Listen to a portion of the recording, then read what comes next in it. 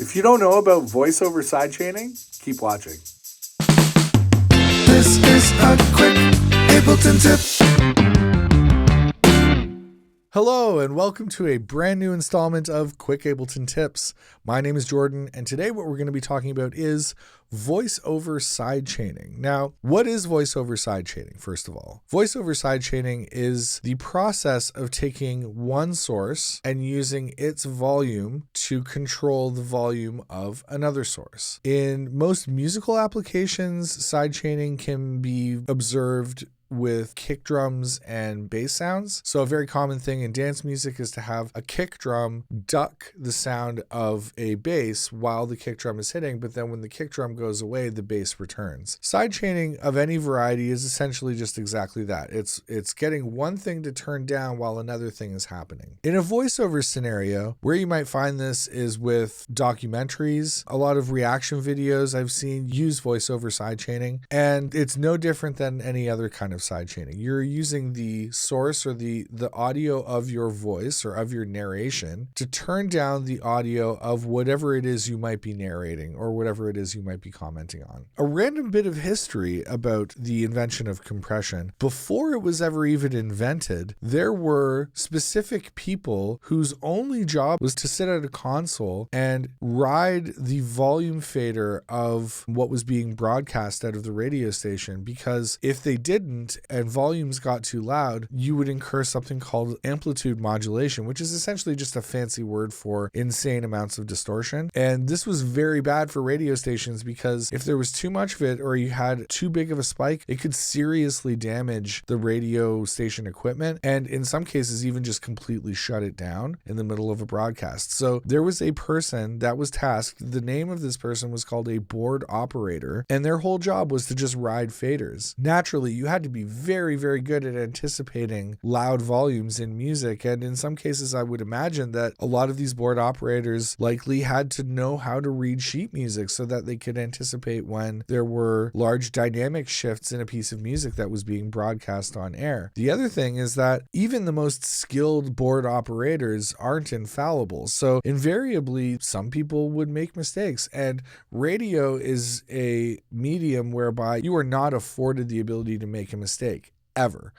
You have to get it right the first time. And thus, compression was invented. Basically, we developed a process whereby we could take the variable of human error out of the equation when it came to having to turn things down really quickly. And so that was how compression was invented. A little bonus fact for you. So today in Ableton, I'm going to show you how to set something like that up. What I've got here is a session. It's a fully recording, or a field recording, if you will, of a bus station. And I've got a little narrative track over top of it, which is just me saying some stuff about a bus station. Currently, it sounds like this. All the buses were running late that day. It seems there was an accident on 5th that held up the 25 bus for more than 10 minutes.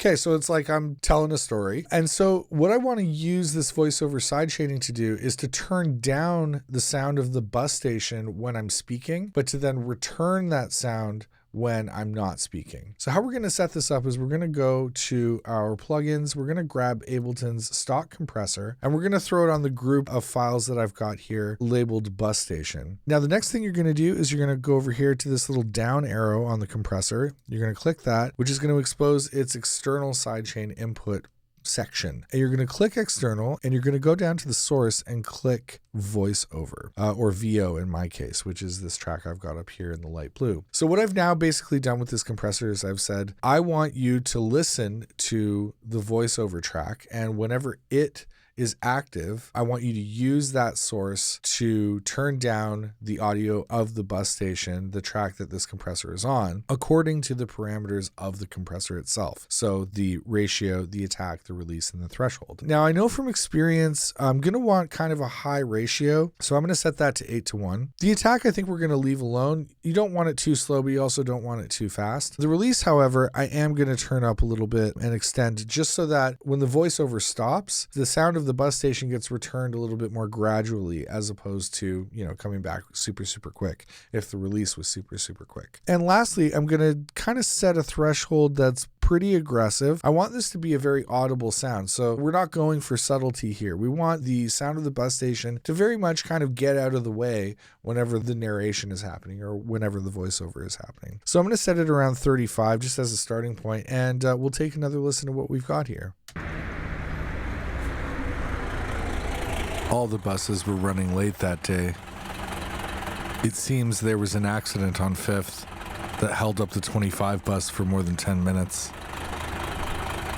Okay, so you can hear that whenever I'm speaking, the sound of the bus station turns down pretty dramatically. And then when I'm not speaking, specifically in this little gap here, you can hear it fairly well. All the buses were running late that day. You can hear the sound of that idling bus creeping back up in that space. So this is something that can be very, very useful in narrative forms of content. Like I said, reaction videos, as well as documentary style videos, even films of some variety, short films, indie films. This can be a very useful effect and also kind of lends an air of professionalism to whatever content it is that you're applying it to. So if you enjoyed the video, please consider liking and subscribing and clicking the notification bell so you can be notified when more videos like this come out. My name is Jordan. Thanks so much for hanging out. We'll see you soon.